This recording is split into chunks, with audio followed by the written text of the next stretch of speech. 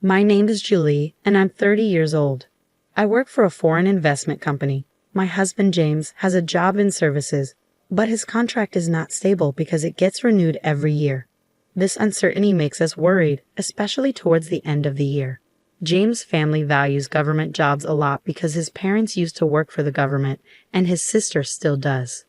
They don't really respect my job in a private company. Since we got married, we've been living with his family, who always make me feel bad about working for foreigners. In investment firms, the main goal is to make money and pay employees. Some people believe that those who work in private companies couldn't get government jobs. And if you work for a foreign company, it's because you couldn't find a job in a local company. James grew up thinking this way because of his family. So even though his job isn't permanent, he sticks to it because it gives him a certain status and salary.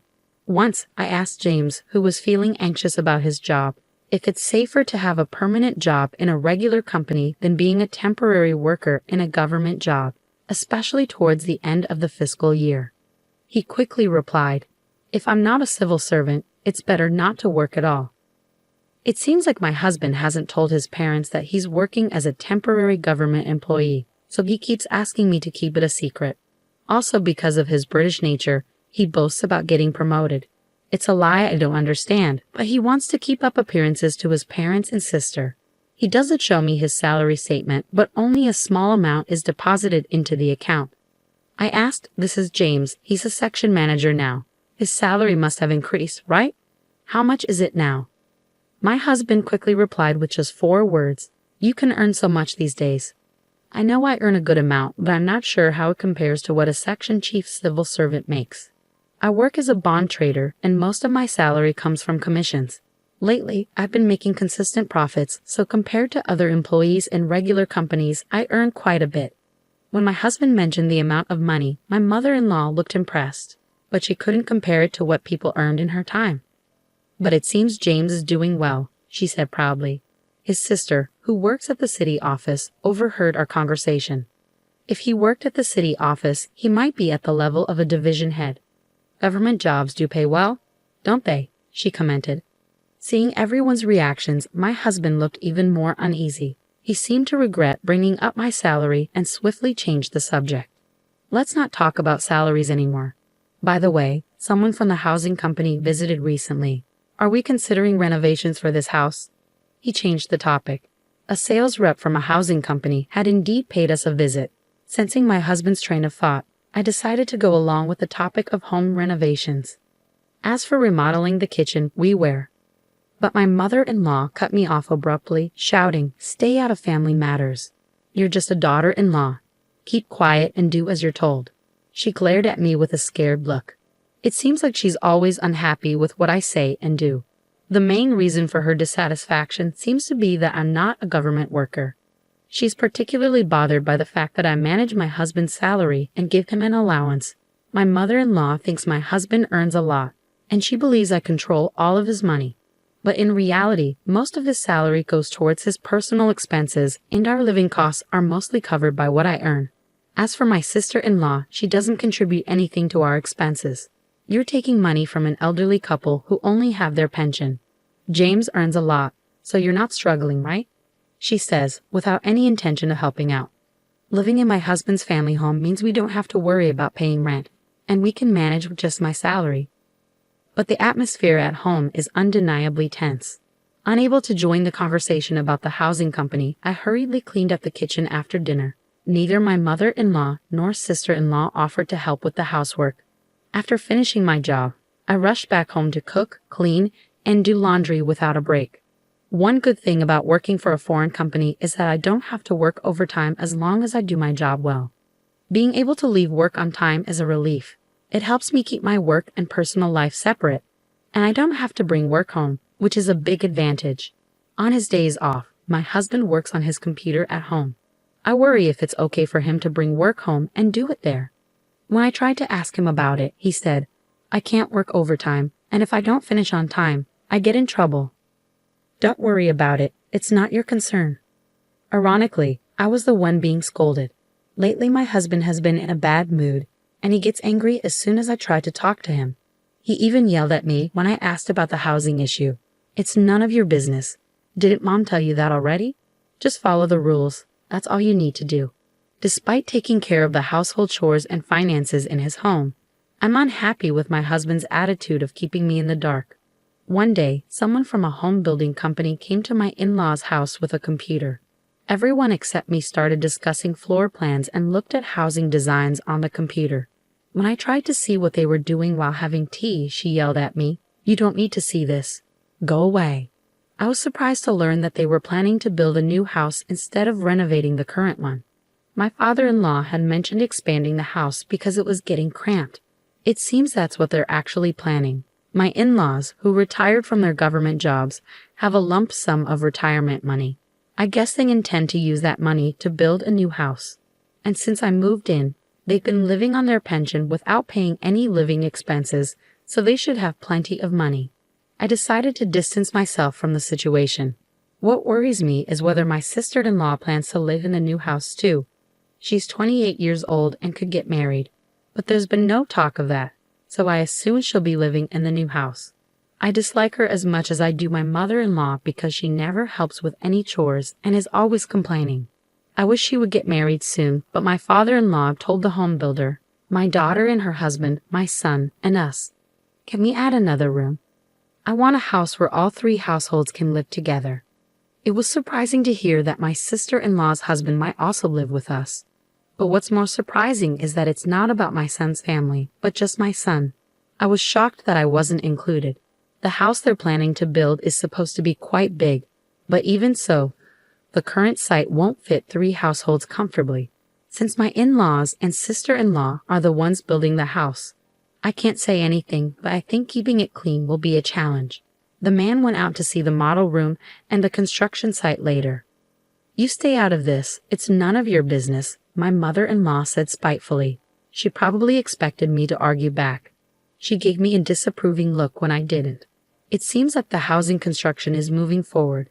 I'm not being told anything, but my in-laws and sister-in-law are getting ready for the move. Seeing my husband not doing anything, I asked, "Aren't you going to help with the move?" "Why should I? Aren't you the one handling it?" My husband got angry when he heard me speaking as if it were someone else's responsibility. I'm confused why he's getting mad when I don't even know when or where we're moving. Later on, whenever I had time, I started preparing for the move, but I packed our belongings separately. I was tired of my mother-in-law's attitude, and I was also feeling suspicious about my husband because of the new house. "When are we moving?" I asked my husband to confirm. "Just get ready. You don't need to know." "That's it," he replied. From conversations during meals, I gathered that the move was probably happening soon. But strangely, they're not telling me anything. Do they see me just as a housemate? I only found out about the move when the movers arrived. As I rushed, we started cleaning up the breakfast dishes. "Leave them. We'll buy new ones." "By the way, do you plan to move into the new house with us?" my mother-in-law asked. In that moment, I realized they were purposely excluding me from discussions of the new house's layout, and keeping me in the dark about the moving day was all part of their plan to kick me out of my in-laws' house. My husband, standing behind my mother-in-law and laughing, didn't say anything. He probably agrees with them. I had packed my things separately from my husband because I had a feeling this would happen. Now I'm being faced with hatred. From now on, only the family will live here. "Do as you wish," my mother-in-law said, looking displeased. My sister-in-law, looking worried, probably thought I begged to come with them while crying. Not happy with my reaction, my mother-in-law snapped, "Anyone who relies on someone else's earnings should leave now. James will build the new house and pay off the loan with his salary. We don't need a freeloader," she yelled angrily. I was actually the one planning to leave. When I heard about the mortgage repayment coming from my husband's salary, I had to hold back my laughter. It seemed my husband hadn't been informed by his mother about this plan. He looked surprised but realized he couldn't contradict his angry mother, so he just remained silent. It seemed his parents believed they wouldn't need to use their retirement money, and instead their son would pay off the loan and build a new house. I found it intriguing how they planned to handle the loan repayment, so I informed them with a smile, "Got it. I've decided to proceed with divorcing James." So I told them, "You all go ahead and move to the new house." My mother-in-law didn't like my reaction and started shouting, but my father-in-law and sister-in-law pulled her away, and they left the house. To my husband, who stayed behind, I said, "We'll bring the divorce papers later, so please give me your new address. I'm sure it's a splendid house. Since I haven't been informed at all, I'd like to see it." Reluctantly, my husband gave me the address. Since I didn't have many belongings, a friend helped me move them. Then, I changed all the public utility bills for my in-laws' house to my husband's name. I went back to my parents' house for the time being, and once I was settled, I went to the address my husband gave me to get his signature on the divorce papers. The new house where my husband and his family moved was indeed impressive. It was a grand 3-family home. As soon as my mother-in-law spotted me, she hurried over and yelled, "What are you doing here?"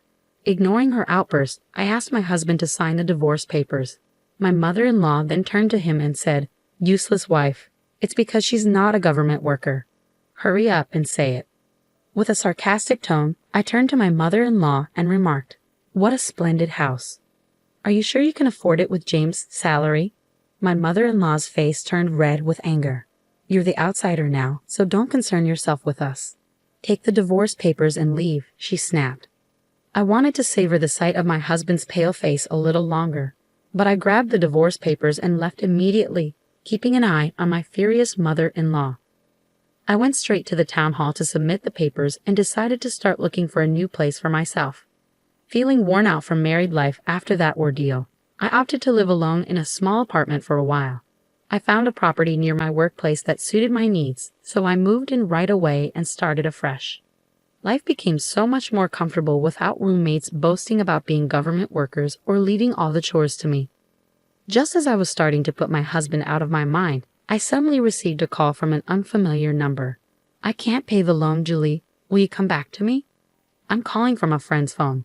I can't afford to pay the mortgage, electricity, water bills, or even my phone bill," my ex-husband said, his voice breaking with tears. I assumed he could ask his family for help, so I suggested, "Your sister has a stable job, and your parents are retired with pensions. They should have some savings, right?" When I dismissed his plea, my husband reluctantly confessed, "Actually, they don't have any savings left. My sister has debts and no extra money." Listening to my husband, it became clear that their retirement savings were nearly wiped out due to investment fraud, and his sister, who lived with their parents, had racked up significant debt by overspending on credit. This proud family of civil servants had nothing to hide. While I was living with them, they might have been able to keep it under wraps. But now that they've moved to a new house, they seem to be struggling to manage their lives and reach out to me out of desperation. However, I had no intention of reuniting with them. I declined their plea and ended the call. After that, the phone rang numerous times, but I continued to ignore it until the calls eventually ceased. Later, when I visited their new house, I noticed a for sale sign. There happened to be someone from the housing company there, so I couldn't resist asking about the in-law family. It turns out they sold the house immediately after it was built, but they still had a remaining loan. The housing company representative also mentioned, "I was surprised by that family. Despite their boasting, they said they would sell right away if they couldn't repay the loan because our relative was a cosigner. It seems to have caused some trouble." It seems that because a relative cosigned their loan, that relative had to take on the debt. Once this became known, considering their past boasting about being civil servants, it appears they're now facing ostracism from their relatives. It's not surprising, really. They caused trouble for a relative who works in a private company by involving them as a cosigner. As I relaxed on my sofa at home, I couldn't help but laugh at the absurdity of imagining what my ex-husband and his family, who no longer had anyone to boast to about being civil servants and were now seen as